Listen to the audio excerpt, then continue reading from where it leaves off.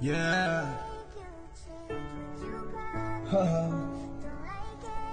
តើមានក្តីសុខទេពេលអូនចេញពីបងទៅយ៉ារោម្នាក់នេះតែងតែគិតពីអូនគ្រប់ទេបងជូនពរអូនមានក្តីសុខ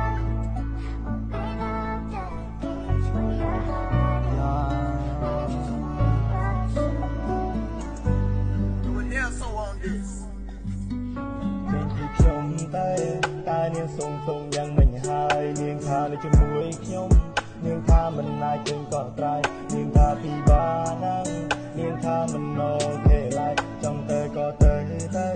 មិនចាំបាច់ដើរត្រឡប់ក្រោយនិយាយឲ្យមិនស្ដាប់ព្រោះតែគេចង់បែកទូហាំយ៉ាងណាក៏គេនៅក៏កែកអូនចាក់ចេញទៅពេលនេះពេលស្អែកបេះដូងបងដូចទៅត្រូវក្របបែកអូនថាអញ្ចឹងអូនថាចុះនឹងហើយគ្រប់យ៉ាងបងអ្នកទទួលកំងបកែកយ៉ាងណាក៏តែមានកំហុសសម្ដីអូននិយាយធ្វើឲ្យបងនេះសុខក្រអារម្មណ៍វល់រឿងចាំចេះអង្គគិតច្រើនដែរតែគិតមិនចេញសងអានឹងហើយកម្មយើងកើតមកមានបេះដូងស្មង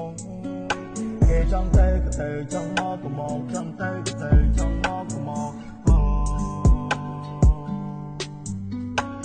អង្គុយសុកមានអារម្មណ៍ថាចម្លែកគិតអីមិនចេញអូនប្រាប់ថាចង់បែកសម្លឹងមកទៅមុខអូនដូចប្លែក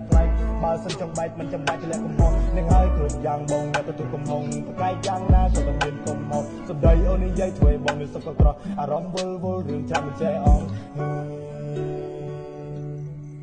អូនដើរផ្លូវអូន